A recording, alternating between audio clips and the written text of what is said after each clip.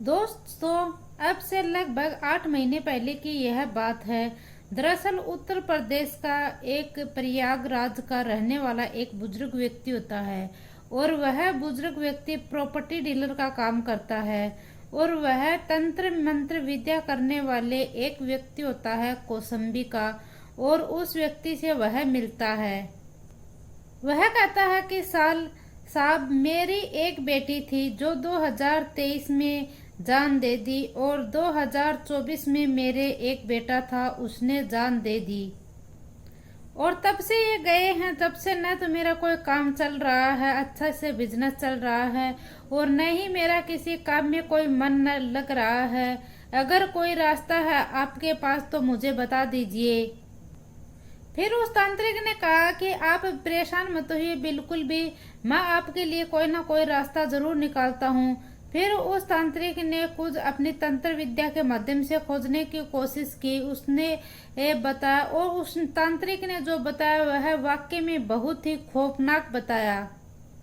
उसने बताया कि तुम्हारे परिवार में एक महिला है, उस महिला ने जादू टोना टोटका कुछ कर रखा है ऐसा। और फिर जो ये तंत्र मंत्र करने वाला व्यक्ति था, यह कहता है कि एक काम है, मैं वह आपको करने को बताऊंगा, उससे जो आपके घर की दो वो दुख दूर हैं वह दूर हो जाएंगे। तो जो प्रॉपर्टी डीलर है वह कहता है कि साहब, आप मुझे कुछ भी करने को बताइए, मैं कुछ भी करने के लिए तैयार हूँ। फिर वह तांत्रिक कहता है कि हमें एक बलि देनी होगी और वह बलि भी तुम्हारे किसी खास की देनी होगी। और ऐसे ही करते करते लगभग 8 महीने का समय है वह यहाँ पर बीत जाता है। और फिर सोचते सोचते यहाँ पर एक कत्ल कर दिया जाता है। और कत्ल ही नहीं बल्कि यहाँ पर बहुत भयानक रूप से यह कत्ल किया गया था। इस कत्ल की गूंज वह पूरे प्रदेश में चर्चा में थी। पूरे प्रदेश में नहीं बल्कि पूरे देश में चर्चा में थी। और फिर यहाँ पर आखिरकार लोग थे वह सोचने पर मजबूर थे कि आखिरकार एक अपने ही व्यक्ति का कत्ल कैसे कर सकता है। फिर जब पकड़े जाते हैं, फिर ये जो कहानी है यह सारी सामने आती है, तो लोगों के पैर तो लेके जमीन निकल जाती है। लोग सोचने पर मजबूर हो जाते हैं। और वह व्यक्ति जो उसकी लाश थी उसके 3 टुकड़े करता है और उन 3 टुकड़ों के पॉलीथिन में भरता है। और वह उस पॉलीथिन को लेकर शहर में इधर से इधर उधर से उधर घूमता रहता है। नमस्कार, राधे राधे, जय श्री कृष्णा। दोस्तों, मैं पूजा आज जो आपके सामने सच्ची घटना लेकर आई हूँ, यह सच्ची घटना है उत्तर प्रदेश के प्रयागराज का। और प्रयागराज का ही एक इलाका है नैनी सरस्वती हाईटेक सिटी। दरअसल हम बात कर रहे हैं 26 अगस्त 2025 की कि शाम के लगभग 3:45 के आसपास का समय हुआ था। और इस समय के ऊपर एक व्यक्ति है जो स्कूटी लेकर आता है और जिसे वह हाफ नेकर पहना हुआ है और वह व्यक्ति उसने ऊपर टी शर्ट पहनी हुई है। और फिर यह यहाँ पर रुकता है और उसकी जो बाइक थी उसके आगे गठरी नुमा कुछ सामान था, वह उसके आगे पड़ा हुआ था। और फिर वह उस सामान को उठाता है। और वह जब इसे फेंक रहा था तो उस समय उसे नहीं पता था कि यहाँ पर कोई देख रहा है। लेकिन एक जो बुजुर्ग महिला थी वह वहां पर ही पास में ही भैंस चरा रही थी। फिर जो ये महिला थी ये भैंसे चरा रही थी। इस महिला के अंदर जिज्ञासा उठती है और यह महिला सोचती कि आखिरकार इस बाइक वाले ने यहाँ पर क्या फेंका है। यह जो महिला है यह पूरी जिज्ञासा के साथ वहां पर जाती है और वह वहां पर जाती है, देखती है। इसी बीच में जो बाइक वाला था वह आराम से यहाँ से निकल जाता है। और फिर जैसे ही वह महिला उस पोटली के पास जाती है तो वह देखती है कि जो पोटली थी वह पूरी तरह से खून में लथपथ थी। और फिर उस महिला की जो सांसें थी वह फूलने लगती हैं। वह देखती है कि उस पोटली के अंदर तो किसी का शरीर है। तो वह महिला है वह जोर जोर से चीखना और चिल्लाना शुरू कर देती है। और फिर जैसे ही इस महिला ने चीखना चिल्लाना शुरू किया तो यहाँ पर आसपास के लोग थे वह इकट्ठे हो जाते हैं। और देखते ही देखते यहाँ पर जो किसी बीच में किसी ने डायल 112 नंबर के ऊपर भी कॉल कर दिया था। और फोन करने वाले व्यक्ति ने बताया कि यह जो सरस्वती हाईटेक सिटी है, सरस्वती हाईटेक सिटी के पास ही एक जगह लगती है, आप यहाँ पर आ जाइए। जैसे ही पुलिस वहां पर पहुंचती है और फिर जैसे ही पुलिस को सूचना मिलती है, वहां पर औद्योगिक जो पुलिस थी वह वहां पर मौके पर पहुंच जाती है। और फिर पुलिस वाले आने के बाद जैसे ही उस पोटली को खोला जाता है तो पुलिस वालों की भी जो पैरों तले की जमीन थी वह खिसक जाती है कि आखिरकार कोई ऐसा क्यों कर सकता है। जो ये पोटली है ये पूरी तरह से खून में लथपथ थी। और पुलिस वाले देखते हैं कि यहाँ पर जो डेड बॉडी मिली है उसके हाथ नहीं थे, पैर नहीं थे और सर नहीं था। यहाँ पर जो बीच का धड़ था वह था। और पुलिस वाले भी यह हैरान थे कि आखिरकार ये जो बॉडी है यह है किसकी। और फिर पुलिस है वह यहाँ पर जांच पड़ताल में लग जाती है। इस इलाके से जो भी रोडों के ऊपर सीसीटीवी लगे हुए थे उन सभी सीसीटीवी कैमरों को खंगालना शुरू कर देती है पुलिस। और फिर यहाँ पर पुलिस है वह कड़ी मशक्कत के बाद पता चलता है कि जो बाइक वाला व्यक्ति था उसका नाम है शरण सिंह। और यह शरण सिंह है, यह प्रॉपर्टी डीलर का काम करता था और इसका ही सीसीटीवी कैमरा खंगाला गया तो पुलिस को इसका मकसद था वह पता चल जाता है। और यह जो व्यक्ति है यह थाना करेली और सादियापुर एक जगह लगती है, वहां का यह व्यक्ति रहने वाला होता है। और फिर यहाँ पर जो डीएसपी है जिसका नाम है अभिषेक भारती, एक टीम गठित करती है। और टीम गठित करने के बाद वह कहते हैं कि हमें जो ये व्यक्ति है ये किसी भी कीमत के ऊपर हमें भागना नहीं चाहिए। यह व्यक्ति मुझे किसी न किसी कीमत के ऊपर मिलना चाहिए एक बार जरूर। और फिर कहा जाता है कि आपको करेली पुलिस थाने में जाना पड़ेगा और यहाँ से ही इस व्यक्ति का पता चलेगा। और फिर जो पुलिस की टीम थी गठित की गई थी वह टीम है वह इस थाने में पहुंचती है। और थाने में जैसे ही वह डीएसपी साहब से कुछ बात करते उससे पहले ही एक महिला थी, उसका रो रो कर यहाँ पर बहुत बुरा हाल था। और फिर जो पुलिस वालों को एक लाश का टुकड़ा मिला था, दरअसल उसके जो लाश के अन्य टुकड़े थे वह पुलिस वालों को नहीं मिलते हैं। फिर जो यह इस थाने के में अंदर एक महिला थी, जिस थाने में पुलिस टीम पहुंची थी उस थाने के अंदर एक महिला थी। वह महिला भी बहुत पुलिस थाने के अंदर रो रही थी, बिलख रही थी।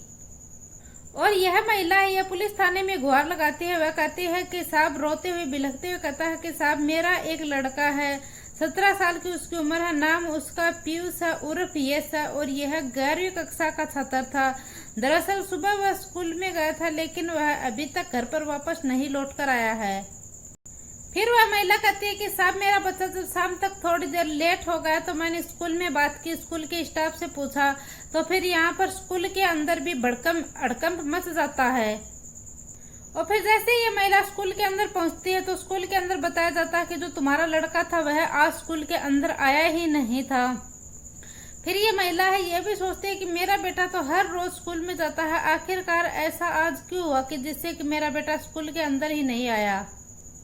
और वह महिला स्कूल में खोजने के बाद वह सीधा नजदीकी पुलिस स्टेशन में पहुंच जाती है एफआईआर दर्ज करवाने के लिए। और वह रोते हुए बिलखते हुए पुलिस वालों के पास जाती है और अपनी पूरी कहानी सुनाती है। यहाँ पर पहले से जो औद्योगिक नगर क्षेत्र की पुलिस थी वह भी यहाँ पर मौके पर मौजूद थी।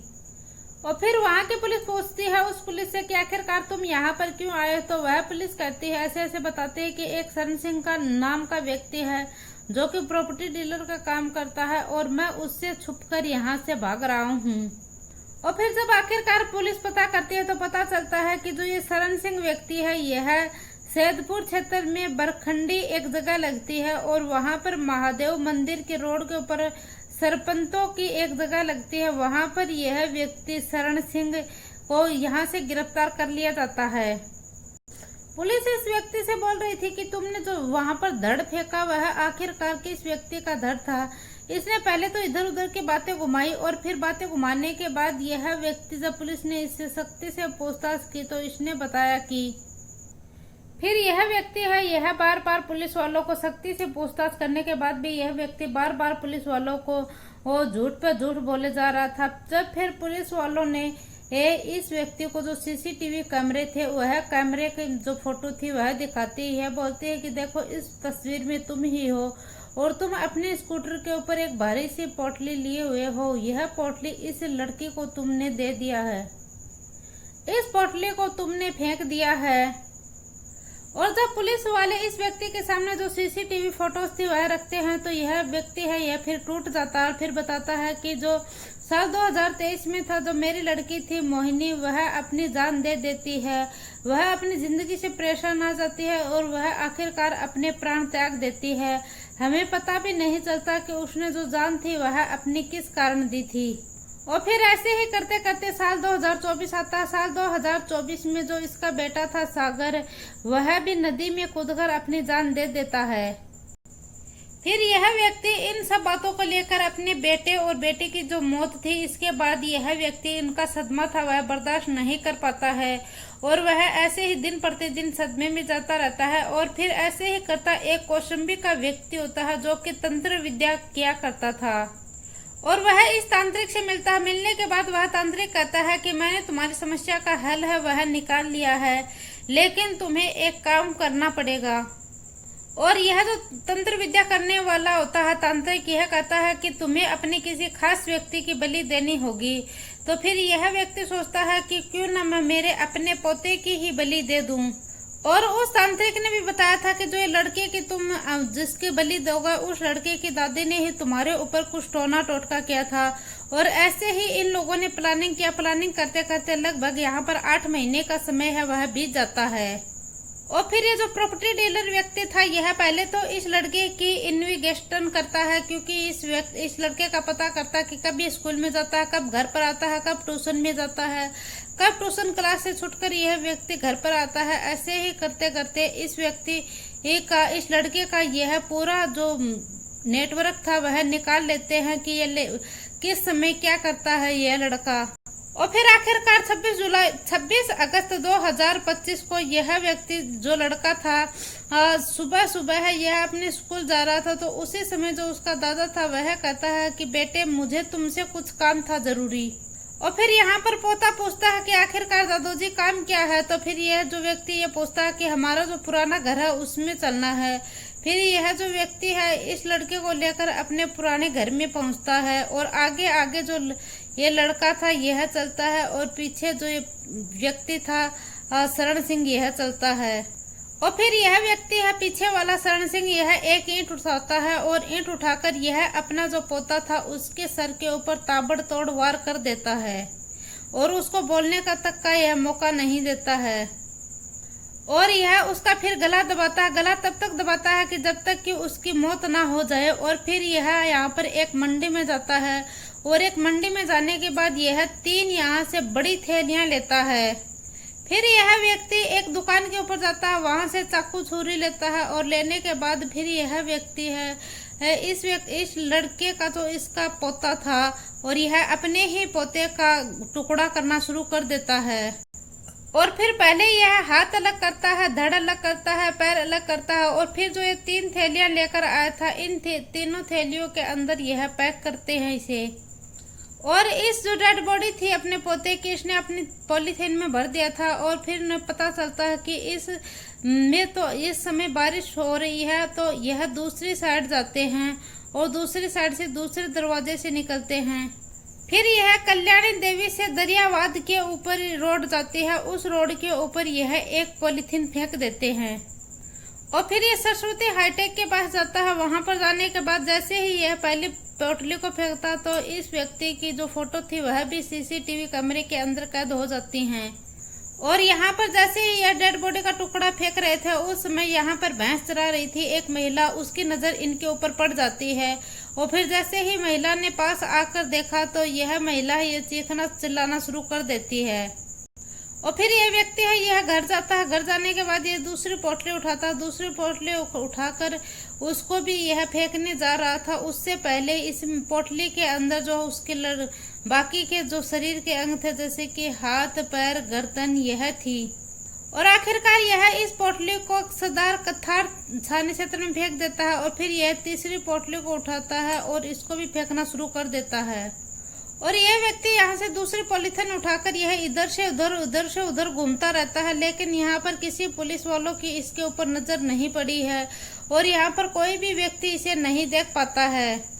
और यह हाथ के अंदर जैसे कि अपना बैग लिए हुए और यह लगभग 3 किलोमीटर का सफर था वह तय कर चुका था। और फिर इस महिला की अगर इस पोटली के ऊपर नजर नहीं पड़ी होती तो इस व्यक्ति के फिर जो यह महिला थी, फिर आगे ये थाने में पहुंचे। थाने में पहुंचने के बाद जो ये महिला थी मोहिनी, यह बहुत ज्यादा रो रही थी। और फिर ये शरण सिंह है, यह उस लड़की की माँ के पास पहुंचता है और उसे कहता है कि तुम बिल्कुल भी टेंशन मत लो, शरण सिंह यहीं पर गया पास में, अभी वापस आ जाएगा। लेकिन जो शरण सिंह है वह शाम तक घर पर नहीं पहुंचा। और फिर यह बात मीडिया में आती है। मीडिया वालों शरण सिंह से बातचीत करते हैं तो शरण सिंह से पूछते हैं कि तुमने आखिरकार ऐसा क्यों किया। तो शरण सिंह बताता है कि तो ये तो मेरी पहली ही बलि थी, मुझे ऐसी 5 बलियां देनी हैं। और फिर यहाँ पर यह जो 5 बलि देनी थी, ये 5 बलि की बात करता है ये व्यक्ति। फिर पता चलता है कि इसने जिस व्यक्ति को मारा था इस व्यक्ति को मारने की बात की गई है और साथ ही इसके घर के ऊपर बुलडोजर चलाने की बात कही गई है। और साथ ही जो पुलिस है वह भी इसकी मांग कर रही है और साथ ही जो जनता है वह भी इसकी मांग कर रही है। दोस्तों, इस पूरे घटनाक्रम को सुनाने का उद्देश्य मेरा किसी को दिल को ठेस पहुंचाना नहीं, किसी को परेशान करना नहीं है, बल्कि आपको जागरूक करना है, सचेत करना है। जय हिंद, जय भारत।